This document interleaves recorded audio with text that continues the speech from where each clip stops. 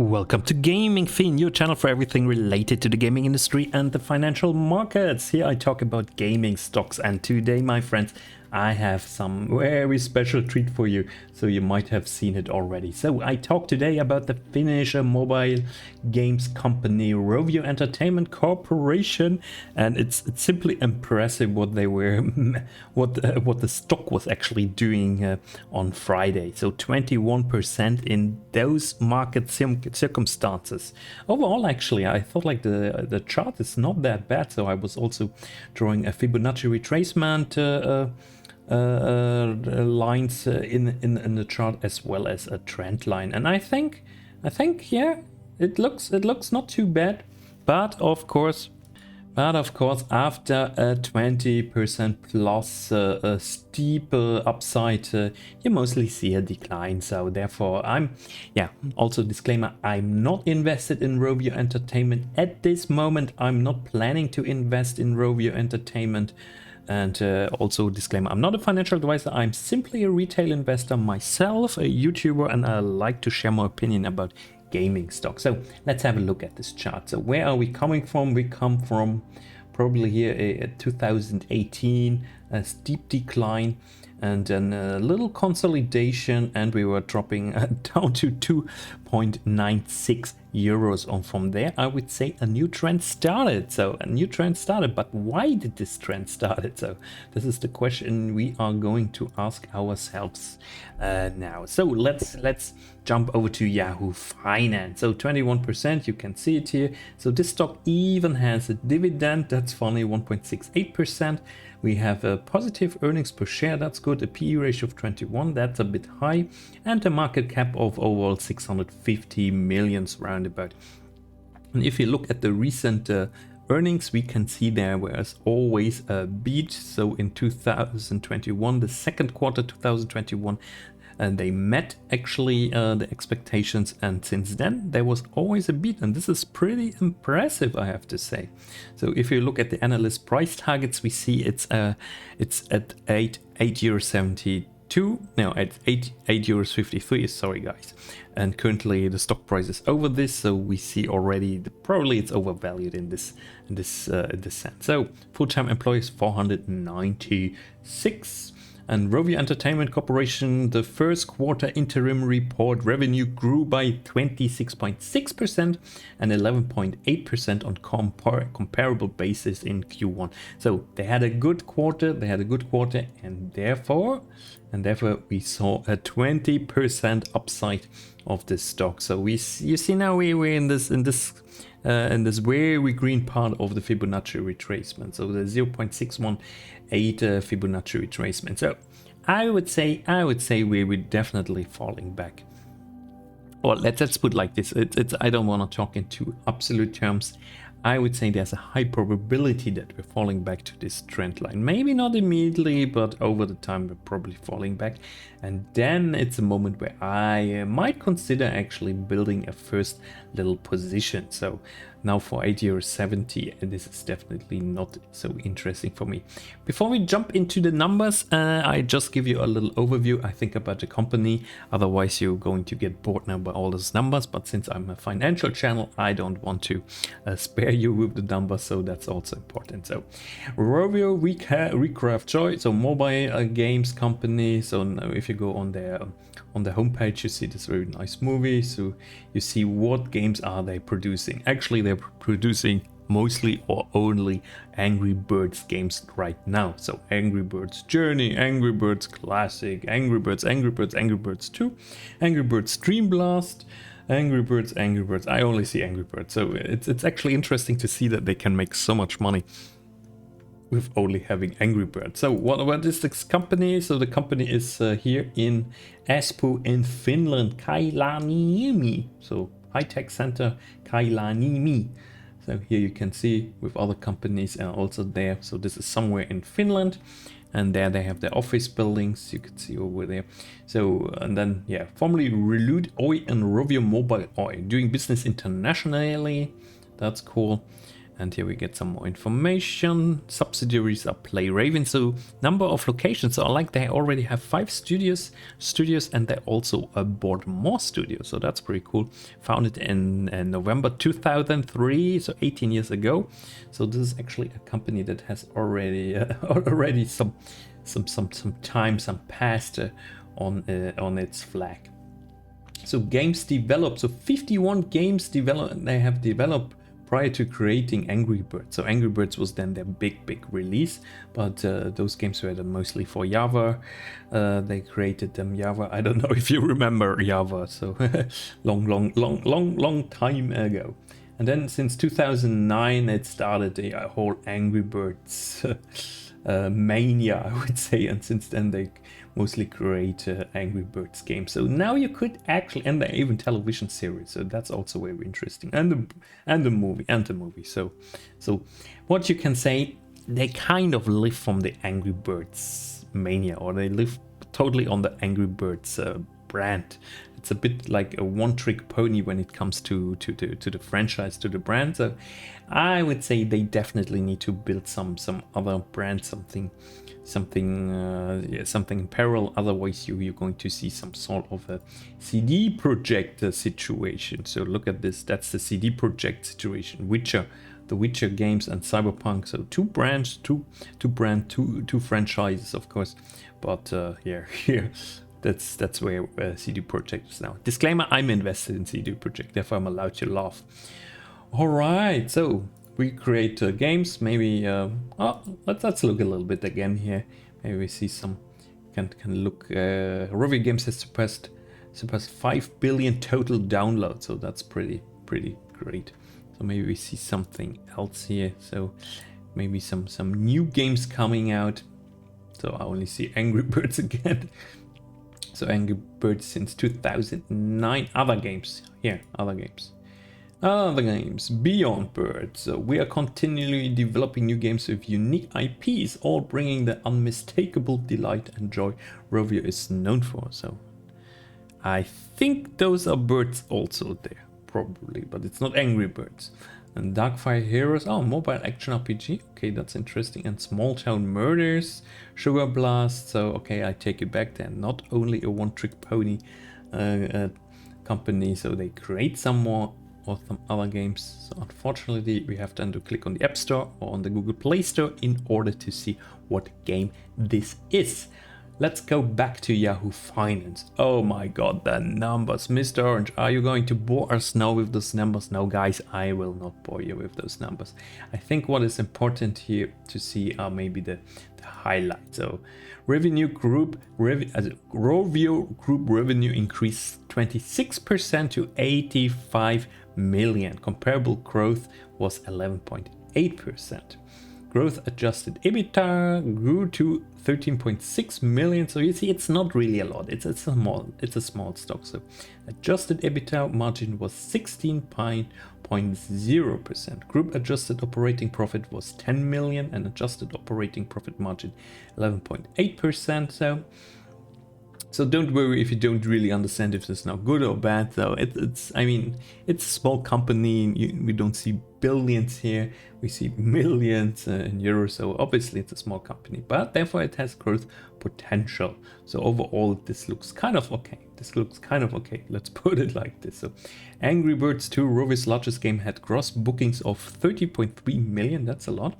An increase of 20% year on year, which was the highest quarter since the first quarter in 2019. And then Angry Birds Friends grew 15.2% year on year and recorded its highest quarterly gross bookings since the fourth quarter 2016, with a total gross bookings of 9.3 million. So now you see how much they actually make on those games. So new game, Angry Birds Journey, was launched in January and generated 10.1 million gross bookings. So bookings means the money they made with those games. So user acquisition investments were 31 million. So I think this is the PR, the marketing, and 37.8% of games revenue. The high level of user acquisition was due to Angry Birds Journey launch. So operating cash flow was 14 million. That sounds good.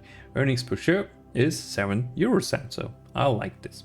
So revenue positive 26%, EBITDA negative, adjusted EBITDA again positive, adjusted EBITDA margin negative, operating profit margin negative, capital expenditure, that's probably what they invested, user acquisition extremely positive, 80%, equity rate, blah, blah, blah. So net cash flows from operating activities, so net cash flow positive. I like this here, that's what I like. And they also grew a little bit in employees. So, and then we have Alex Peltier Norman, the CEO. So he also says something, and I'm going to read a little bit to you from this because I think this might be interesting, but in order that you enjoy a little bit the background here of this beautiful little video they crafted. So the mobile free-to-play market has continued to face headwinds during the quarter, recording its third consecutive Q-on-Q decline according to Data AI. As was the case in the fourth quarter 2021, we have navigated those changes with a positive outcome during the first quarter, starting the year on a growth path and record game revenues. The growth was fueled by the launch of Angry Birds Journey in January, the good performance of Angry Birds 2 and Angry Birds Friends, and by Ruby Games' nice progression. Despite substantial marketing investments during the launch weeks of Angry Birds Journey, the high level of revenues kept our profitability and cash flow at a solid level. Rovio's largest game, Angry Birds 2, continued its strong performance with the game's gross bookings growing over 20% year on year and achieving its highest quarterly revenue since the first quarter 2019. This was the result of a successful live operation and opportunities identified by our teams to strengthen the profitable user acquisition investment, so marketing again. Angry Birds Friends continued to grow double digits year on year and reached its highest quarterly gross bookings since the fourth quarter 2016. In February we celebrated 10th anniversary of the game. Wow. And it's still actually making money, that's good. This is a great example of execution on our mission to craft joy with player-focused gaming experiences that last for decades. Our hyper-casual game studio Ruby Games, hyper-casual, I want to underline this, also had a strong quarter with close to 45% pro forma year-on-year revenue growth, driven by their new hyper-casual word game Wordus. So they make so casual games for your grandma on your mobile phone. That was launched in January. With those results, the team continues to show its drive and resourcefulness. Angry Birds Journey launched in January and quickly grew to become our third largest game. After a strong start, we are now further developing the game and optimizing user acquisition, which will in the near term be on a lower level than at launch. Yeah, then that's normal. That's normal, yeah. The next milestone for the game will be an exciting marketing influencer campaign in June, including TV advertisement in the US to complement the good level of organic traffic we get on this title. I'm proud to admit that I'm an avid player of that game. So he plays the game himself, as I understand this. We have continued to invest in new game development across our studios, focusing on casual games. The furthest games in production remains Moomin, Puzzle and Design, and Ruby's Hunter Assassin 2, which continue in soft launch. During the quarter, we decided to cancel the soft launch of our narrative-driven puzzle game Supernatural City. Going forward, the team will utilize their learnings in other puzzle game projects. I want to thank our team. At the end of the quarter, we launched a premium mobile game named Rovio Classic Angry Birds. The game was the answer to the calls of our fans around the globe to re-experience the original Angry Birds game that was released 12 years ago. I'm delighted to see how excited the fans have been for this release. While we are not expecting significant revenues from this premium title, seeing it reach the top download position is a great testament to the strength of the brand. So our Angry Birds New Year series of product launches has put our fans and community front and center. At Rovio, we've often looked to products like Minecraft as examples of incredible engaged communities of creators and fans, just like our own. And so when the opportunity to partner with Microsoft for a premium Minecraft DLC experience came up, it was an immediate and obvious fit. So the DLC launches very soon in the Minecraft Marketplace and caps off the angry spring era. It celebrates 12 wonderful years of Angry Birds with an adventure filled with nostalgia, secrets and experience ripe for users-generated content and fandom in general. We cannot wait to see what sort of stories can be told by our fans with this partnership between modern gaming biggest names. What? So there's going to be an Angry Birds Minecraft crossover. Oh my god, that sounds fun if you like those games. In April, we also announced major milestone. Rovio games surpassed 5 billion downloads. That's a lot. It is both deeply humbling and exhilarating to think about everything that engages with our games in every corner of the world. From all of us at Rovio, thank you for your continuous support. As we look at the rest of the year ahead, we expect the market to continue to go through challenging changes resulting from the normalization of spending habits post-COVID and the significant impact of Apple's ATT app tracking transparency. That's a classic. We see this everywhere. So the Apple's ATT app tracking transparency. Yeah, a lot of apps like Facebook, like Snap, they all have problems with this. So on the marketing, we are focused on executing our strategy, which we believe is adapted to those changes, and we are seeking further opportunities to grow.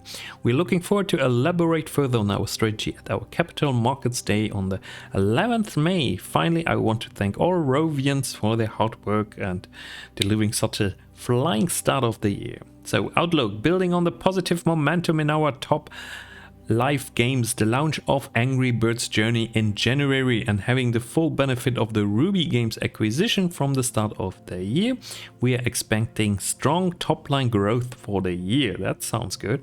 Depending on the speed of growth and the investments in user acquisition to fuel that growth, especially in the case of new games and our largest investments in new games development, the adjusted operating profit is expected to be lower year on year. The adjusted operating profit is expected to be lower year on year. So the guidance, the outlook for 2022 is not so positive. It's actually negative if I understand this correctly. Or do I understand this correctly? Yeah, I think so. So Angry Birds Journey, here you see how this game looks. Doing it some footage. So probably something like this. Yeah, negative outlook, but therefore, guys, I told you already, so don't jump now after those 20%. So give it some time. Give it some time, but 2022 will be actually for a lot of gaming companies and not so positive year. I can tell you this already. I'm making a poll also on Steam, asking my friends how many games they were buying recently. So a lot of people say, oh, I've never bought so many games as before, but others say, oh no, actually it's true, I buy less games. So but overall we have inflation and people actually have less money to spend, so therefore I expect also the gaming industry to grow a little bit less this year in 2022, but this doesn't mean that 2023 will be a bad year. So but for overall Rovio Entertainment Corporation stock, so what is my conclusion? A pretty chart. I would love to I love to have known actually this company before the 21.29% pump. Then I would have invested in it, of course, and made a lot of money. But since I didn't know the company and market timing doesn't work, and I'm a long-term investor and I'm not making huge trades, so I'm obviously a little bit at the sideline on this stock. So I would not personally get in the stock now. But when we might go back to the trend line, could be interesting to put this to my portfolio, since Zynga is going to be acquired by Take-Two, and then I don't really have a mobile games company except of Tencent in my portfolio anymore. Alright guys, so thank you very much for watching. So it was a great video, 20 minutes. I hope it was not too long for you, but I gave you a lot of information. So I hope you enjoyed this kind of content. If you do so, yeah, make me a favor and sub to my channel, Gaming Fiend, Gaming Industry and Finance. Like this video, comment it, and share the videos somewhere, wherever you want. This would help me enormously. And with this, I'm leaving it here. I wish you a wonderful day. See you next time. Bye bye.